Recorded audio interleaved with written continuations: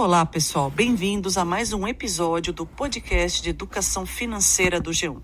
Eu sou a Marta Cavalini, repórter de economia, e quem está aqui comigo hoje é o meu colega Daniel Silveira, diretamente do Rio de Janeiro, né, Dani? Olá, pessoal. Hoje nós vamos falar sobre quando vale a pena sacar o valor de R$ 1.045 do FGTS. O governo liberou de forma emergencial o saque do FGTS no valor de até um salário mínimo. Os pagamentos começaram já no dia 29 de junho e o dinheiro pode ser retirado até o dia 31 de dezembro. Mas vale lembrar que, independente do número de contas de FGTS que o trabalhador tenha, seja do emprego atual ou dos anteriores, as chamadas contas inativas, o trabalhador só pode sacar o total de R$ 1.045. No G1, vocês encontram várias reportagens, incluindo o calendário de pagamentos e saques, e inclusive um tira-dúvidas sobre o assunto. Essa liberação é mais uma medida para atenuar os impactos da pandemia no bolso dos trabalhadores. E esse dinheiro pode vir em boa hora, para quem perdeu renda e tem contas para pagar, por exemplo.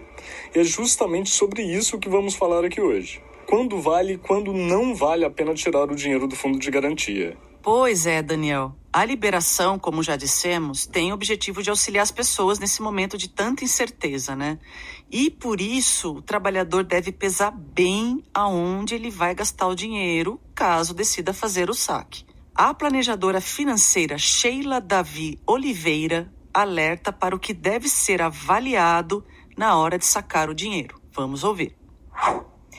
É importante lembrar que as pessoas elas são movidas pelos seus comportamentos e desejos. E um deles, e o maior deles, é o consumo, Então, o anúncio da possibilidade do saque, ele pode estimular o consumo sem necessidade. Esse valor do fundo de garantia, ele deve ser utilizado para uma emergência, e não para gastos com supérfluos. É importante entender que estamos atravessando um momento de crise econômica.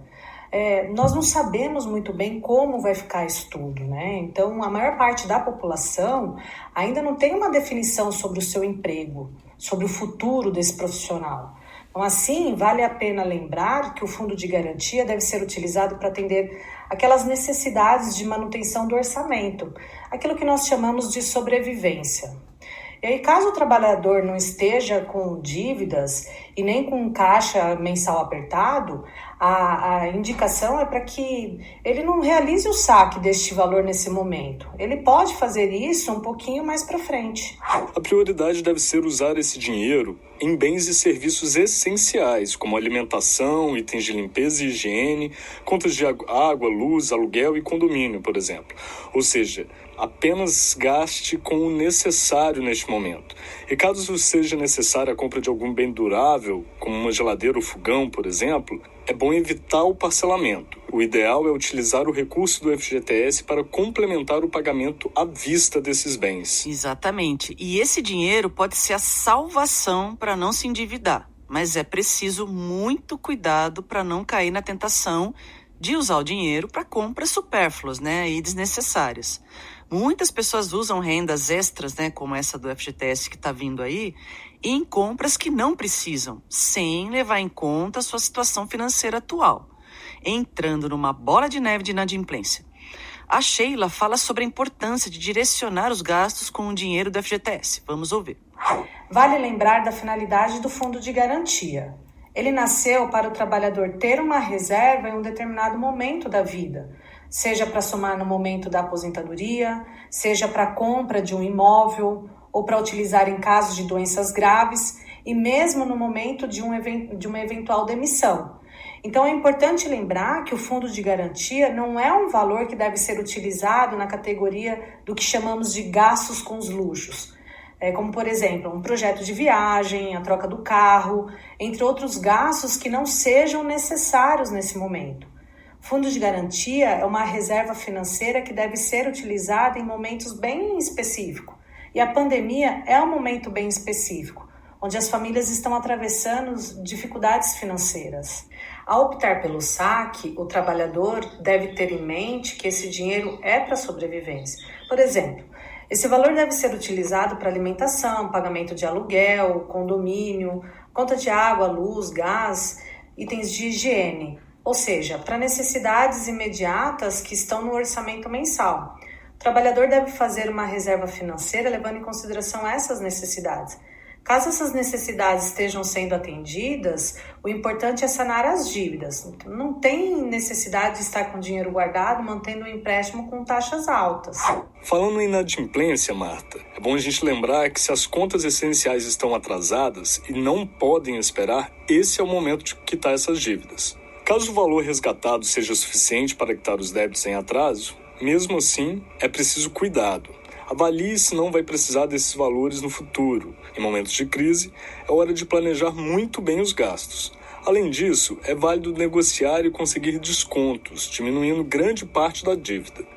Por outro lado, se não for para quitar 100% da dívida, é mais interessante investir o valor para conseguir melhores descontos nas negociações no futuro. A planejadora financeira explica como usar o dinheiro para pagar as dívidas. Ouve só. Então, primeiro, a pessoa precisa separar aquele montante para os gastos de sobrevivência, né? Como, por exemplo, alimentação. Então, depois de feito isso, aí sim nós vamos para os pagamentos das dívidas. E para o pagamento das dívidas, o trabalhador ele deve saber qual o valor e as taxas de juros de cada contrato. Depois é analisar as prioridades. Então, nós precisamos levar em consideração o pagamento daquelas dívidas por sobrevivências essenciais, então, como as contas de água, luz, gás, aluguel, né, entre outras de necessidades imediatas. Depois, aquelas que possuem aqueles juros mais altos, essas terão prioridade no pagamento, como, por exemplo, as taxas condominais, que têm juros altos e um atraso dela pode render grandes prejuízos financeiros para o próximo mês. Esse é um exemplo. Então, uma dica importante é que antes de pagar qualquer dívida em atraso, a pessoa tente negociar com o credor uma condição mais especial, né? Uma redução de juros, enfim. O essencial é que o trabalhador utilize esse dinheiro do fundo de garantia com consciência e que sirva para ajudar ou aliviar o planejamento dele mensal nessa época, nesse tempo de crise. Caso os gastos estejam em dia, sem desespero para o uso do recurso, o saque do FGTS pode ser um excelente momento para poupar. Se for possível, é indicado guardar uma parte para imprevistos, a chamada reserva financeira. Ainda mais em tempo de incerteza econômica como o de agora, né, Daniel? É isso aí, Marta. E aí fica a dúvida se vale ou não investir esse dinheiro, né? E aí é bom lembrar que o FGTS, historicamente, ele perdeu rentabilidade para a poupança e para a maioria das aplicações financeiras. Mas agora, o FGTS tornou-se uma das melhores aplicações na comparação com investimentos de renda fixa. A remuneração fixa dele é de 3% ao ano. Ou seja, ele já ganha da taxa básica de juros, a Selic, que atualmente está em 2,25%. Ela supera ainda a da poupança e algumas modalidades de CDB, que é o crédito direto bancário. Então, pois é, e levando em conta as projeções de economistas, né, do mercado, o FGTS deve ter 0,5% de rentabilidade real no ano, né, descontada a inflação que é projetada em 2,5% para 2020. Mas vale lembrar, isso é muito importante, que esse rendimento só existe enquanto o dinheiro está no fundo, né? Então, o FGTS é uma poupança que as empresas fazem para o trabalhador com carteira assinada, que é 8% em cima do salário, da remuneração mensal, e o dinheiro fica lá e só pode ser tirado, né, explicando como que funciona, por exemplo, em caso de compra de casa própria, aposentadoria, doença grave. Então tem uma série de condições que o trabalhador pode tirar o dinheiro. E esse saque de agora do governo, ele limitou em 1.045 e o trabalhador pode tirar esse dinheiro dentro desse calendário que a Caixa divulgou. Mas, se o trabalhador optar por deixar o dinheiro e só tirar naquelas condições específicas, né, que são determinadas pela lei, o dinheiro fica rendendo 3,5% ao ano. Mas aí, quando ele for tirar, no caso de necessidade de compra de casa própria ou demissão sem justa causa, o dinheiro vai ter rendido esse percentual ao ano. Então, se ele... eu vou tirar os meus 1.045 agora, porque eu quero investir em outra coisa. Esse trabalhador vai ter que pesquisar muito bem as opções oferecidas pelo mercado para não perder dinheiro em tempos de Selic no menor nível da história. Inclusive, tem que ser até investimentos de longo prazo, tipo 1 ano, 2 anos aplicados. Não é tão simples assim. Então, de repente, precisa pesar se vale a pena deixar na conta do fundo de garantia o dinheiro lá 3% ao ano, ou se encontra uma outra aplicação que tenha pelo menos 3% ou acima disso, né? A planejadora Sheila fala sobre os cuidados ao investir o dinheiro e explica pra gente, né, como é que funciona as aplicações se a pessoa retirar o dinheiro do fundo de garantia. Vamos ouvir. Partindo do pressuposto que a pessoa que está em uma situação financeira confortável é aquela que está mantendo o seu salário, o seu padrão de vida, está com as contas em dia, sim, ela pode sacar este valor pensando em retornos financeiros para a carteira de investimentos. Isso porque somar ganhos aos projetos de vida é uma estratégia que muitos buscam. Então, neste caso, vale a pena sacar este valor porque a pessoa está pensando em um retorno financeiro em médio e longo prazo. E investimentos em médio e longo prazo têm mais possibilidade de ganhos rentáveis que o fundo de garantia, que a poupança e outras opções que estão atreladas à Selic. É recomendável, neste caso, que a pessoa tenha traçado os seus projetos de vida, então, com os valores e datas bem definidas. E depois, buscar o auxílio de um consultor de investimentos para que ele possa indicar o investimento ideal para esse projeto. Entretanto, é muito comum que as pessoas não sabem o tamanho dos seus sonhos. Elas não sabem quando querem viajar, elas não sabem quanto querem gastar. Então, neste caso, acertar o caminho do investimento ideal fica muito mais difícil e as chances de errar na carteira de investimento é bem maior. Então, por esse motivo que é muito importante realizar o planejamento financeiro. Ele serve para monitorar nossos comportamentos em relação ao dinheiro e também esperar o futuro e os projetos de vida. Em resumo, se você é uma pessoa que realiza um planejamento financeiro e sabe onde investir ou gastar esse dinheiro do fundo de garantia, faça o saque. Caso contrário, deixe ele onde ele está. Acho que é melhor, né? E o importante é saber utilizar dessa vantagem. Afinal de contas, não sabemos se haverá outra oportunidade dessa.